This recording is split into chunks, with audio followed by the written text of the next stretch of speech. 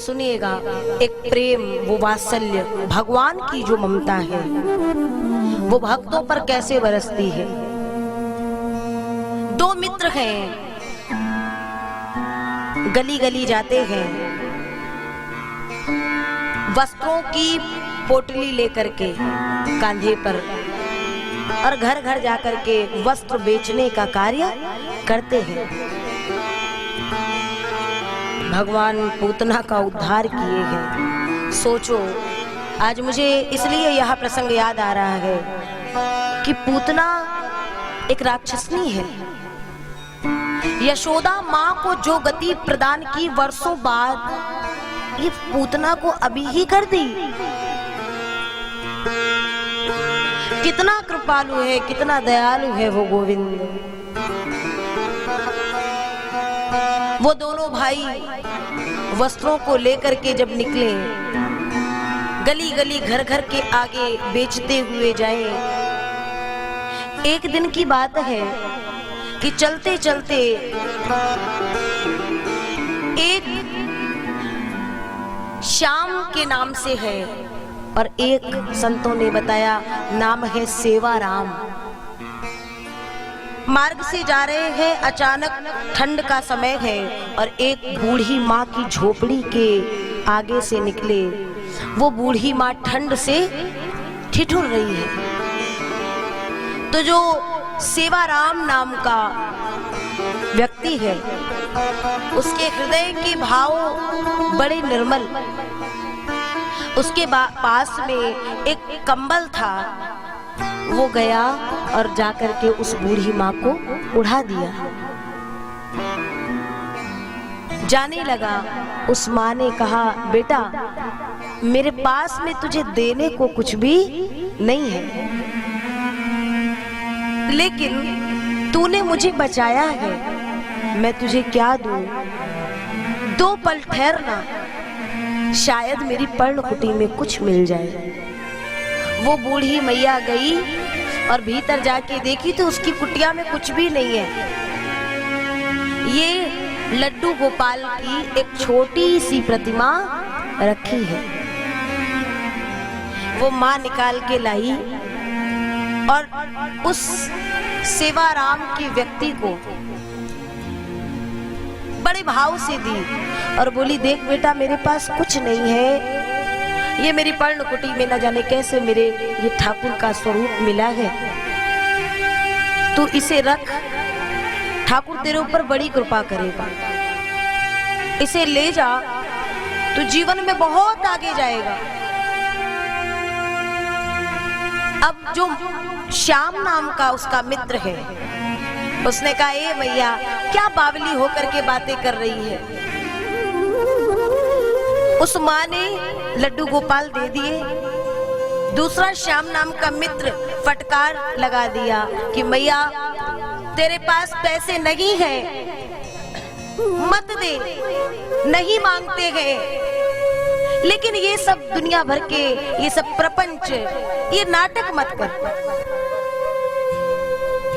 हम गली गली जाकर के ये वस्त्र बेचने वाले, हमारे पास में अपने लिए भी कोई रहने का ठिकाना सही से नहीं है, इन्हें कहाँ रखेंगे जिन्हें तू दे रही है।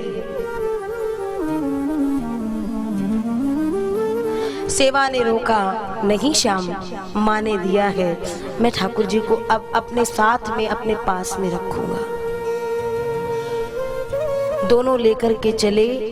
वो माँ तब तक पीछे से आशीष देती रही जब तक वो दोनों मित्र नेत्रों से ओझल नहीं हो गए। और आपको पता है, जिस दिन से ठाकुर जी आए, ये दोनों अपना कार्य करते हैं। कुछ दिन बाद इन दोनों के पास कुछ धन बढ़ा और एक साइकिल ली। कुछ वर्ष पूर्व की ये सच्ची घटना है कि एक साइकिल ली और उसमें सामने एक टोकरी लगी है। पहले पैदल जाते थे, अब साइकिल से जाने लगे वस्त्र बेचने। और वो जो ठाकुर जी है ना, उनको उसी टोकरी में रख लेते हैं। आप कभी वृंदावन जाना प्यारे, हम लोग सुबह उठते हैं तो भगवान की पूजा कर देते हैं, क्योंकि हमारे यहाँ नियम चला आ रहा है तो पूजा करनी पड़ेगी। उसके बाद कभी पलट करके दिन भर में भगवान को देखते नहीं है। बस जो भाव से आपने यदि भाव रखा है तो आप देखेंगे, नहीं तो भगवान को मूर्ख समझा के पूजा कर दी। लेकिन दिन भर में अब शाम का समय हुआ, आरती का समय आया तो चले गए और दीपक जला दिए। हमने भगवान को पत्थर मान रखा है, इसलिए भगवान भी पत्थर की तरह ही हमें मिलते हैं। सुनना, वो सेवाराम नाम का वो मित्र धीरे से वो साइकिल लिया, कार्य और आगे बढ़ गया, किराए की दुकान ली, सेवा करते, कार्य करते, वस्त्रों का व्यापार करते। कुछ दिन बाद वो किराए की दुकान से भी ऊपर उठे, अपनी दुकान ले लिए, कार्य जारी है। अरे दोनों की वस्त्रों की मीलें हो गई महाराज।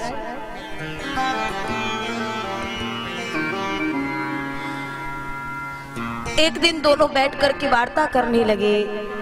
सेवा ने कहा, देखो ना श्याम, आज हमारे पास में कितना बड़ा, कितना हमारा कार्य बढ़ गया है। श्याम ने कहा, ये सब हमारे मेहनत का फल है। सेवा बोला, नहीं श्याम, ये ठाकुर जी है ना हमारे पास, ये सब इनकी कृपा है। मेहनत तो हम पहले भी करते थे, परिश्रम तो पहले भी करते थे, लेकिन इतना फल कहाँ मिला, ये इनकी कृपा है। अब वो श्याम ने यूं ही बात हटा दी। कुछ दिन बाद समय बीता, दोनों की आयु बढ़ रही है, धीरे धीरे बच्चों के विवाह इत्यादि किए। एक दिन सेवा का स्वास्थ्य थोड़ा सा खराब हुआ। दुकान में आने में, मिल में आने में थोड़ा समय लगा। आने पर श्याम ने पूछा, सेवा ने कहा, ना जाने क्यों मेरी तबीयत अब कुछ ठीक नहीं लगती है। श्याम बोला, तुम चिंता ना करो मित्र, अगर तुम्हें ठीक नहीं लगता है तो तुम कुछ ही पल के लिए आओ, कुछ ही पल के लिए आओ, लेकिन आओ अवश्य, क्योंकि तुम नहीं आओगे तो मेरा मन नहीं लगेगा। हमारी ये जोड़ी बचपन की है, इसलिए आया जरूर करो।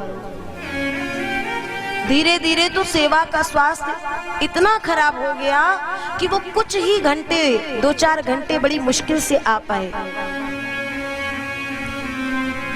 श्याम ने कहा, तुम ऐसा कभी मत करना कि किसी दिन आना नहीं। तो सेवा कहता है, सुनो, चिंता क्यों करते हो, अगर मैं नहीं भी आऊंगा तो मेरा वो बांके बिहारी आएगा, मैं नहीं भी आऊंगा तो मेरा ठाकुर आएगा ना। कुछ दिन बाद सेवा आया, दिन के 12 बजे थे। अद्भुत तेज, उसका मुखमंडल अद्भुत तेज से देदीप्यमान हो रहा है, चमक रहा है, बड़ा प्रसन्न है। देखा, श्याम ने पूछा, मित्र तुम्हारी तबीयत ठीक हो गई? हाँ, ज्यादा तो नहीं है, कुछ ठीक है।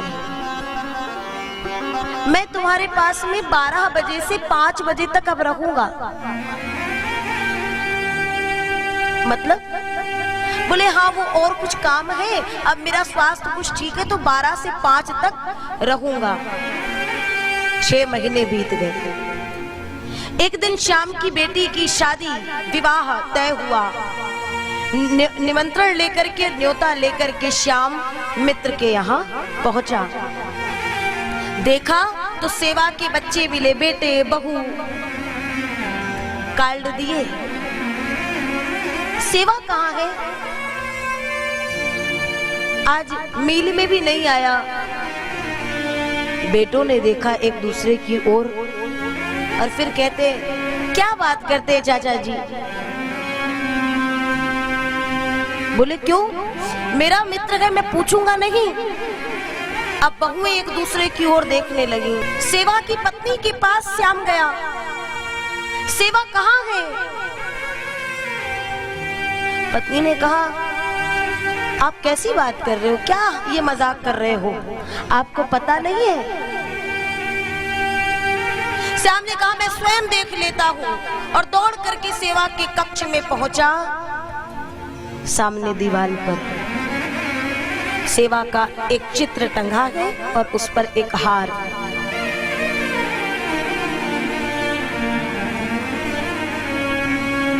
ये क्या है?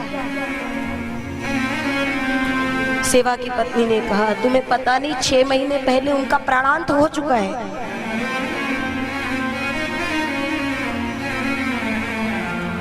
श्याम ने कहा, वो तो मेरे पास प्रतिदिन आता है।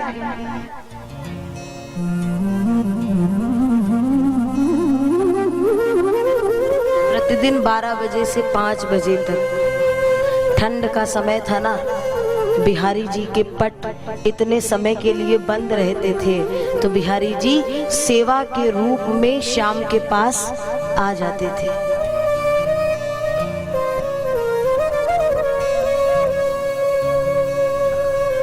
श्याम के नेत्रों से आंसुओं का समुद्र फूट पड़ा और श्याम को याद आई सेवा की वो बात। सेवा ने कहा था ना कि मैं नहीं भी आ पाऊंगा तो मेरा वो बिहारी आएगा, तुम्हें अकेला नहीं रखेगा। श्याम आंसू उड़ेलता हुआ और बिहारी जी के पास, उस मूर्त के पास गया। बड़े प्रेम से अब उसकी सेवा करता है। प्रेमी तो मेरा मित्र था,